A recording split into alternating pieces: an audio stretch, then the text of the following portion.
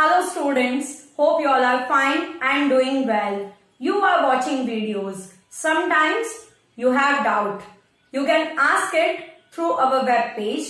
There is a doubt section through which you can ask your doubt and we will solve it. You can make it more simple.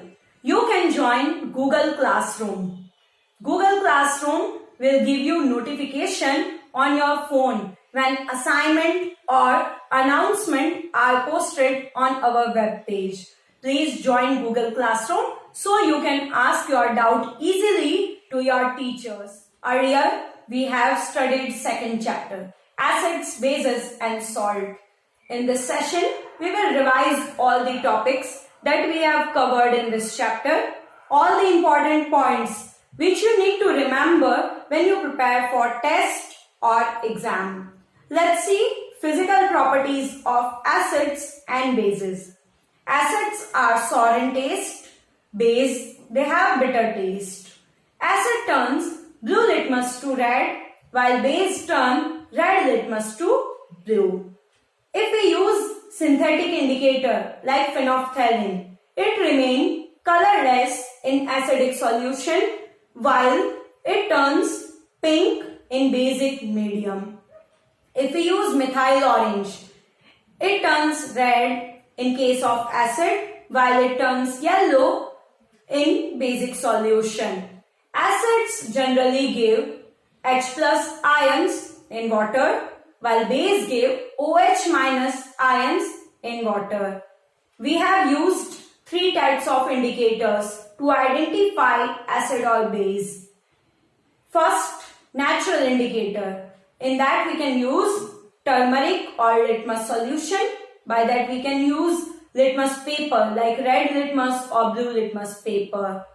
Then we have synthetic indicator. Generally we use methyl orange and phenolphthalein. Olfactory indicators, a special type of indicator which changes their smell in acidic and basic medium. An example are onion, cloves, vanilla essence. Other than these physical properties, acids and base have some chemical properties. What happens when they react with metal? Acid and base, they react with metal to give salt and hydrogen gas. Salt and hydrogen gas are produced when acid or base, they react with metal. How can we show the presence of hydrogen gas? This is important for exam point of view.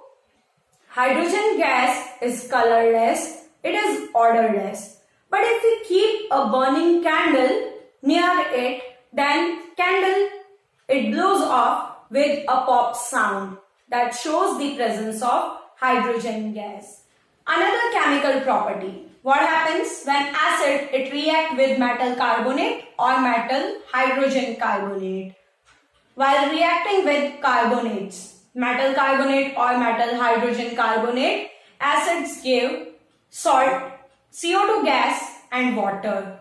Again, in exam you may have question, how will you show the presence of CO2 gas? It's an important question, so please pay attention. CO2 gas turns lime water milky. We can show its presence by using lime water. If it turns milky, CO2 gas is present. But if we pass excess of CO2, then what happens? By passing excess CO2, milky white color disappears because it makes a substance which is soluble in water. We can take example. Lime water, calcium hydroxide react with CO2 gas, that gives calcium carbonate, which is water insoluble and give milky white precipitates. While passing excess CO2, it turns into calcium hydrogen carbonate, which is water soluble. So these milky white precipitate, they disappears. From your exam point of view, it is very important question. What happens when limited CO2 is passed through lime water? And what happens when we pass it in excess amount?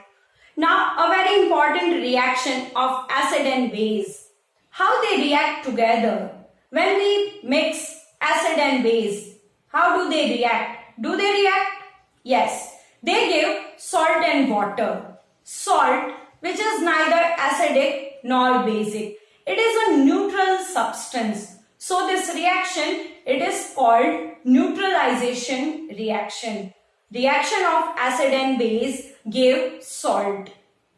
When we use metal oxide, they are basic in nature. When they react with acid, obviously they will give salt and water. And same way, if we are using non-metal oxide, which are acidic in nature, if they react with base, then they also give salt and water. All these three types, they are neutralization reaction. Acid and base react together to give salt and water. Metal oxide react with acid. Non-metal oxide react with base to give salt and water. Now, if we see what happens if we dissolve this acid or base in water. How do they react with water? In water, acid give H plus ions and base give OH minus ions. Acid and base dissociate into ions in aqueous solution. If we use acid like HCl, it easily dissociates in presence of water. It gives H plus ion, and that is a quick process. So this HCl, it is a strong acid. Acid which give H plus ions easily or it completely dissociate in water, then it is strong acid. If we take example of acetic acid, then it dissociate very slowly. It give less amount of H plus ions in water. So it is a weak acid. Same happens with base. In case of strong base, it completely dissociate in water and give OH minus ion. In case of weak base, it dissociate very slowly and give less amount of OH minus ions in water. If we want to decide the given acid or base is strong or weak, we can use pH paper. Yes, universal indicator fused with paper gives pH paper, and this pH paper shows different color when acid or base is strong or weak. Actually, universal indicator is a mixture of several indicators. It shows different color when concentration of hydrogen ion is different. pH paper is developed by using universal indicator. It has value from 0 to 14. pH value 7 means a substance is neutral in nature, neither acidic nor basic. pH value 14 shows highly basic. A substance is highly basic, or we can say a substance or the solution, it is highly basic in nature.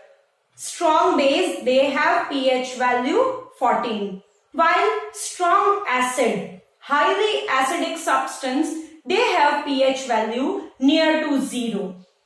pH value 0 shows it is a strong acid. pH value 7 shows neutral nature of the substance. Less than 7 shows the acidic nature, while more than 7 shows basic nature of a substance. Last topic of this chapter, salt. Yes, we all know when acids and base, they react together, they give salt and water. Salt is a substance which has pH value 7. It is neutral in nature. Here we will talk about common salt.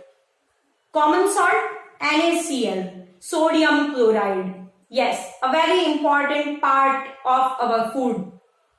But this NaCl, it plays important role to manufacture many chemicals like bleaching powder, baking soda, washing soda, sodium hydroxide, etc. This common salt is very important let's see how it gives these many chemicals. First of all, when we pass electric current through aqueous solution of NaCl, please note down, aqueous solution of NaCl is called brine. When we pass electric current through brine, it gives sodium hydroxide, hydrogen gas and chlorine. This process, it is also called chlor-alkali process.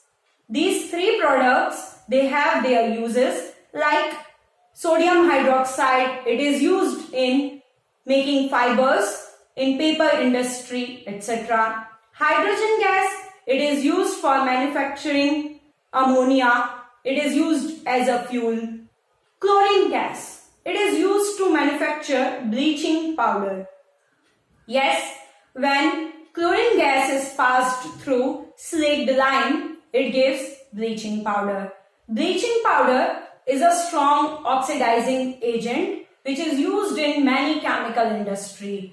Bleaching powder is used in paper industry, even in textile industry, and sometimes we use it to disinfect water because it kills germs.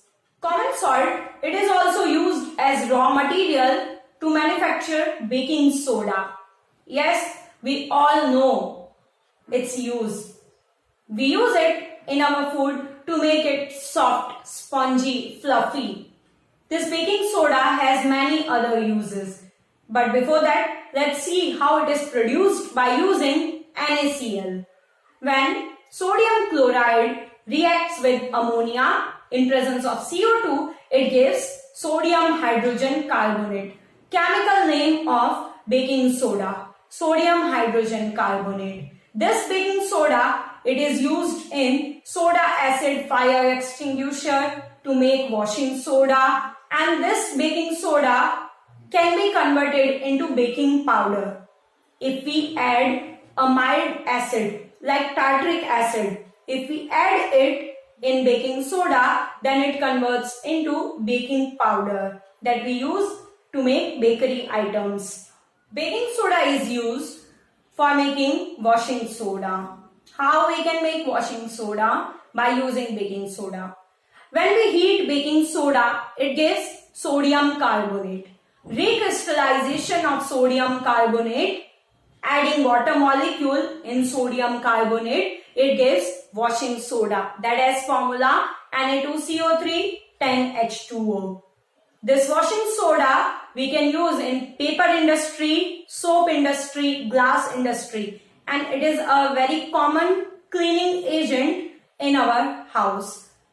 Other than that, we can use this washing soda to remove permanent hardness of water. Now, you just can revise this chapter through this video, and if you have any doubt, you can ask. For that, you have to join Google Classroom, or on our web page, you just can put your doubt. I want to tell you that we have created test series and I want you to attend that. When you will attempt, then only you will know how much you know about your subject matter. So students, give test and know your score, how much you know about the chapter. Wherever you find difficulty, you can contact your teachers.